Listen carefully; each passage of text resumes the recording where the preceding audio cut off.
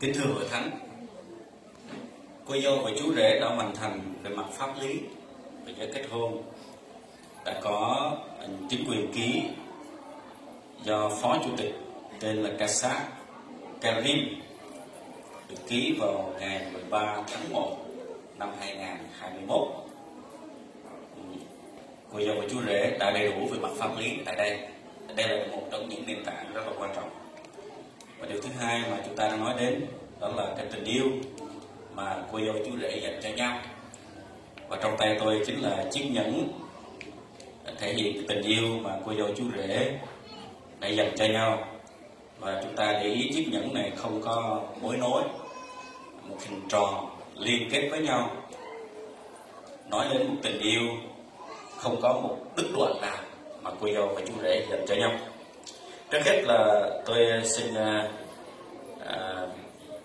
mời gia đình bên đàn gái bên đây không ạ, và gia đình đàn trai xin chúng ta đứng lên đại diện cho đàn gái và đàn trai đứng lên. Tôi xin phép hỏi đàn trai, ai là người bằng lòng cưới cô dâu Hoàng Thị Xua cho chú rể Toàn? Có phải ông bà hứa rằng sẽ yêu cô dâu giống như người con, người em, cháu mình ở trong nhà không? Cảm ơn gia đình chú rể. Xin mời gia đình chú rể quỳ xuống. Xin câu hỏi dành cho gia đình cô dâu. Ai là người bằng lòng cả cô dâu Hoàng Thị Xua cho chú rể Dương Văn Toàn? Ông bà có hứa rằng xem chú rể Toàn như là con ruột, như là người anh em trong nhà không ạ? Cảm ơn. Xin mời an toàn. Vậy xin mời cô dâu và chú rể đồng đứng lên. Hai bạn nhìn mặt nhau nhé, hướng về nhau rồi nắm tay, hai bạn nắm tay nhau. Rồi, đúng rồi. Chú rể hãy nghe thật rõ lời tôi nói, và khi đồng ý hãy nói là anh hứa nhé. Có phải cậu bằng lòng chấp nhận cô Hoàng Thị Xua như là người vợ hợp pháp và lấy yêu thương mà đối đãi với vợ của mình hay không? Rồi nói to lên, anh hứa nha. Hội thánh phải nghe mới được, mới đồng ý đó nha. Ok, câu hỏi thứ hai, cậu có hứa rằng trước mặt Thiên Chúa, trước mặt hội thánh và hai họ, dù nghèo khó hay bệnh tật, dù đau yếu, cậu vẫn yêu thương và chăm sóc vợ mình suốt cả cuộc đời của mình không? Rồi, tốt lắm. Rồi dành cho cô dâu Hoàng Thị Xua, có phải cô bằng lòng chấp nhận cậu Dương Văn Toàn như một người chồng hợp pháp và lấy sự yêu thương đời đời, sống tinh sạch mà ăn ở với chồng mình hay không? Em hứa nha, nhìn chồng mình nói em hứa nha. Cô có hứa rằng trước mặt Thiên Chúa, hội thánh và hai họ, dù nghèo khó hay bệnh tật, đau yếu, cô vẫn một lần yêu thương chăm sóc và lấy sự thanh sạch trọn đời mà ăn ở với chồng mình hay không? Tốt lắm. Rồi có thể buông tay vợ mình được rồi. Rồi cô dâu và chú rể hướng với mục sư nhé. Rồi chú rể cầm lấy chiếc nhẫn. Vì còn hãy lặp lại theo tôi nhé. Bởi chiếc nhẫn này, anh cưới em làm vợ. Anh hứa sẽ thương. Đúng rồi, cầm giùm đi. Anh hứa sẽ thương và chăm sóc em trọn đời. Nhân danh Đức Cha, Đức Con và Đức Thánh Linh. Rồi đeo nhẫn vào cho vợ mình nhé. Ngón áp út. Đó là ngón giữa rồi sao đó? Đúng rồi. Rồi ngón áp út. Rồi xin lỗi tôi không thấy. Anh micro che mất nên tôi không thấy.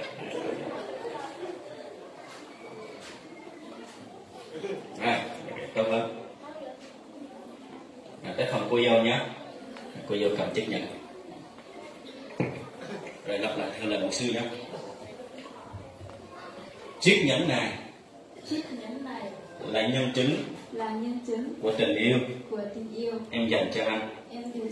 Em hứa sẽ yêu thương, chăm sóc và trọn đời, mãi mãi là người vợ của anh, là người vợ của anh, nhân danh Đức Cha, nhân danh Đức Cha, Đức Con Đức Con và Đức Thánh Linh. và Đức Thánh Linh. Rồi đeo nhẫn vào cho chồng này.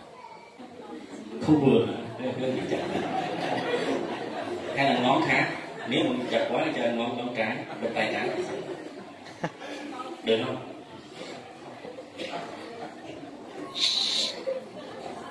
Chắc là hôm trước đặt nhẫn hồi đó còn ốm lắm hay sao hả? Rồi ok, tốt rồi. Rồi xin mời cô dâu chú rể hãy quỳ xuống, quỳ lên gối và đặt tay lên kinh thánh. Là Đức Chúa Trời là Cha cánh yêu của chúng con. Chúng con vui mừng buổi sáng hôm nay là nhân chứng của tình yêu vĩ đại mà Ngài đã ban cho chúng con qua tình yêu đôi lứa này. Chúng con cảm ơn Chúa vì chúng con được góp phần như một nhân chứng cho tình yêu của Dương Văn Toàn và Hoàng Thị Xua. Cảm ơn Chúa vì hai đôi bạn của chúng con đã tuyên thệ trước mặt hội thánh, nhất là trước mặt ba ngôi Đức Chúa Trời của chúng con, rằng họ hứa yêu nhau và chung sống với nhau nên nghĩa vợ chồng cho đến trọn đời. Nguyện xin Chúa ban cho họ có năng lực, có sức mạnh để hoàn thành lời hứa nguyện hôm nay. Xin Chúa đầy dẫy Thánh Linh của Ngài trên vợ và chồng để cả hai thực hiện lời hứa của mình một cách yêu thương lẫn nhau, gìn giữ lẫn nhau dù có khó khăn, nghèo đói, bệnh tật hay bất kỳ những trở ngại nào. Họ vẫn dìu dắt nhau và dạy dỗ con cái của mình trở thành những người kính sợ Chúa. Còn xin Chúa ban ơn cho Toàn và Xua để thực hiện lời hứa hôm nay cho đến trọn đời. Nguyện Chúa đồng hành với họ. Chúng con cảm ơn Cha. Chúng con thành kính của mình nhân danh Chúa Giêsu Christ. Amen. Rồi xin mời hai vợ chồng đồng đứng lên. Bây giờ hai quay mặt với nhau nhé. Quay mặt với nhau. Lần này xin mời Toàn. Cậu Toàn sẽ mở nút cho vợ mình.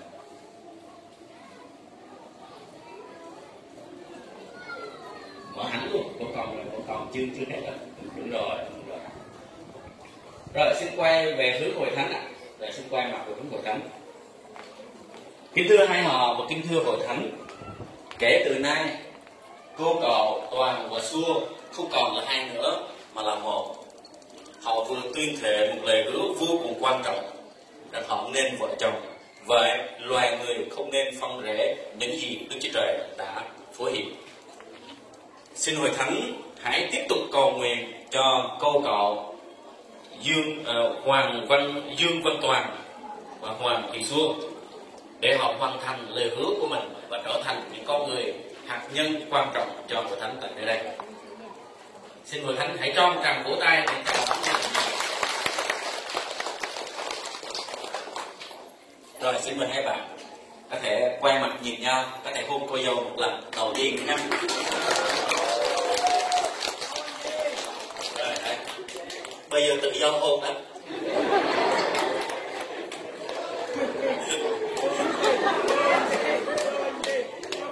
Tốt lắm. Rồi xin hai bạn có thể quay mặt về hướng đây. Nhân tiện đây tôi một lần nữa xin cảm ơn hai bên gia đình đã tạo điều kiện và cho phép tôi được dẫn dắt buổi lễ vô cùng quan trọng này. Tôi có món quà cho hai bạn. Đây là quyển sách mà tôi đã viết, đã xuất bản năm ngoái, có tựa đề là Khi Đã Là Yêu, dành cho thanh niên. Các bạn là vợ chồng rồi, nhưng mà nó còn giá trị cho các bạn. Khi mua thuốc người ta hay dặn đó là đọc kỹ hướng dẫn trước khi sử dụng. Cho nên hãy đọc kỹ hướng dẫn trước khi sử dụng nhé. Mục sư xin tặng hai bạn như là một kỷ niệm, và nhất là kỷ niệm có chữ ký của mục sư nữa.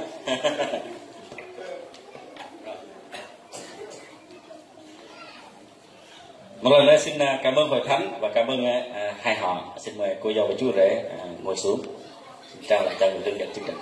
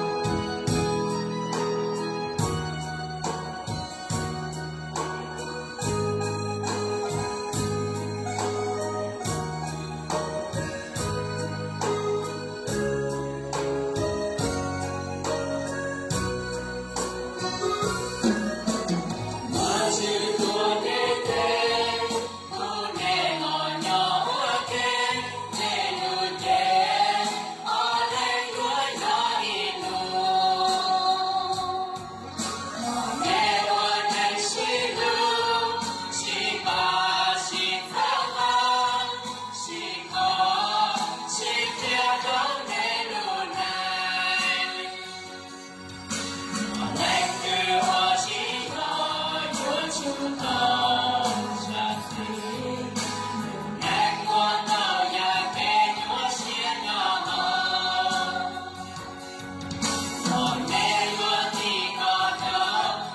Ghiền Mì Gõ